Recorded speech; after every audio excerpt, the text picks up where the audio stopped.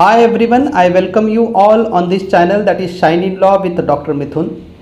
हमारा कॉन्स्टिट्यूशन जो है वो दुनिया का सबसे बड़ा कॉन्स्टिट्यूशन है और ये संविधान जो है वो पिछले 70 सालों से जो डेमोक्रेटिक वैल्यूज़ हैं, डेमोक्रेटिक प्रिंसिपल्स हैं, उनको वहाँ पे इंटैक्ट रखे हुए हैं। तो आज हम डिस्कस करेंगे, जानने की कोशिश करेंगे कि ये जो संविधान है इसको बनाया कैसे गया था। What was the procedure of making this particular constitution that we are going to learn in this particular video. So I welcome you all on this channel that is Shine in Law with Dr. Mithun. Now जब constituent assembly elect की गई थी जिसमें अलग अलग जो parties थी उनके जो मेंबर्स थे वो वहाँ पे इलेक्ट होके आए थे।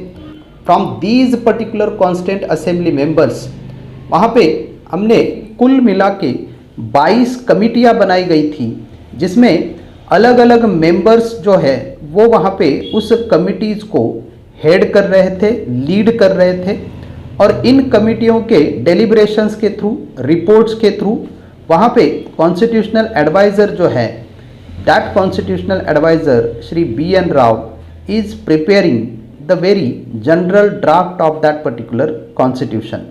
और ये अलग अलग कमिटीज़ जैसे फंडामेंटल राइट की अलग कमिटी, सेंटर स्टेट रिलेशन के लिए अलग committee, even the national flag उसके लिए डिसाइड करने के लिए अलग कमिटी। तो ये अलग अलग कमिटीज़ में हमने मेंबर्स जो है वो वहाँ पे सिलेक्ट किए और उन मेंबर्स को अपने अपने स्टडी करके रिपोर्ट प्रिपेयर करने के लिए वहाँ पे बोला गया। And then once they prepare that report, they supposed to submit that report to the constitutional advisors office। तो एक बार वो कमिटी जो है जब कॉन्स्टिट्यूशनल एडवाइज़र को ड्राफ्ट सबमिट करती है तो वहाँ पे कॉन्स्टिट्यूशनल एडवाइज़र जो है he was having a task of preparation of general draft of that particular constitution. Once he prepare that general draft of that particular constitution, he will send that draft to the drafting committee. Now drafting committee में हम understand करते हैं on 29 August 1947 constituent assembly unanimously elected doctor BR Ambedkar as a chairman of a drafting committee. तो ये drafting committee जो है अक्टूबर 27 1947 से day to day discussion करके और उसमें जो भी जनरल ड्राफ्ट वहाँ पे दिए गए हैं ऑफ द कॉन्स्टिट्यूशन और the provisions of the constitution उसको रिवाइज करती है। उसमें बहुत सारे आर्टिकल को रिफ्रेम किया जाता है, रीड्राफ्ट किया जाता है, उसके understanding, contextual understanding, textual understanding, उसके एक्सप्रेशन, इसको वहाँ पे सेटल किया जाता है, ड्राफ्ट किया जाता है। और इसमें हम अंडरस्टैंड करते हैं कि the role of doctor BR Ambedkar was very important and crucial. अक्टूबर 27 से 13 फरवरी 1948 तक टोटल 44 डेज तक ये ड्राफ्टिंग कमिटी जो है जिसमें doctor BR Ambedkar was a very in the forefront to conduct the business of the drafting committee and 44 days तक drafting committee जो है वो वहाँ पे एफर्ट्स लेती है to craft the constitution in the legal manner. And then जो fresh draft है जो कि ड्राफ्टिंग कमिटी ने फाइनल किया है वो ड्राफ्ट जो है वो सबमिट किया जाता है to the president of the assembly on February 21 1948। Now फरवरी से लेकर हम अंडरस्टैंड करते हैं कि जब February 21 1948 को ये ड्राफ्ट जो है वो थ्रू प्रेसिडेंट असेंबली को दिया जाता है तो इमीडिएटली उसके ऊपर असेंबली डिस्कशन नहीं करती है, डिस्कशन स्टार्ट नहीं करती है।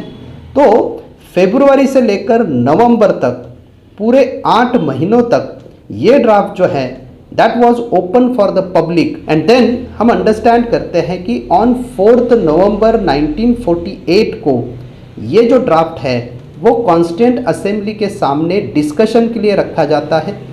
15 नवंबर 1948 से क्लॉज टू क्लॉज डिस्कशन जो है दैट वाज स्टार्टेड और that was commence before the constituent assembly.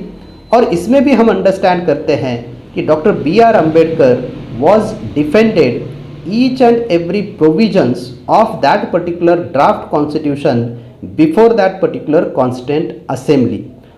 Now इसमें हमें ये बात भी ध्यान में रखनी चाहिए कि ड्राफ्टिंग कमेटी का जो काम है वो अराउंड 141 डेज तक कंटिन्यू चलता है, जिसमें they involve in the active business for the preparation and the making of this particular constitution.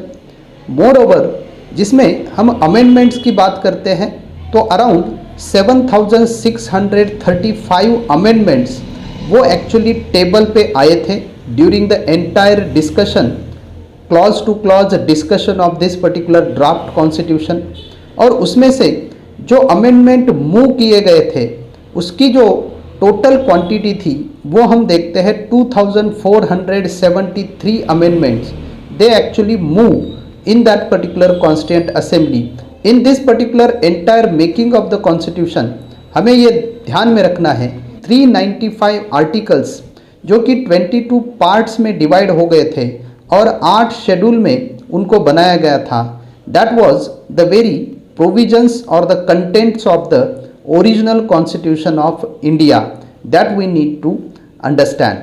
Now यहाँ पे इतने सारे कंटेंट को प्रिपेयर करने में, उसको फ्रेम करने में, उसको डिफाइन करने में, उसको इन दैट एक्सप्रेशन उसको बनाने के लिए हम अंडरस्टैंड करते हैं हमारा जो कॉन्स्टिट्यूशन है वो 2 साल 11 महीने और 18 दिन में वहाँ पे प्रिपेयर किया गया है। अभी इसमें हम अंडरस्टैंड करते हैं कि first reading, second reading, third reading, ये 3 रीडिंग वहाँ पे होते हैं। And then after the 3 readings of this draft constitution on 26th Jan 1950 हम ये कॉन्स्टिट्यूशन जो है वो अडेप्ट करते हैं, एनफोर्स करते हैं, इनैक्ट करते हैं throughout the territory of India. तो in short this was the journey of the making of the Indian constitution, जिसमें हम अंडरस्टैंड करते हैं the efforts of doctor B.R. Ambedkar, the efforts of Shri B.N. Rao as a constitutional advisor, and the efforts of the entire Constituent Assembly. That was remarkable, and because of the very struggle, because of the very hard work of all these members of the Constituent Assembly, we have this particular constitution with us. And so this is nothing but, in short, the very process of making of our constitution.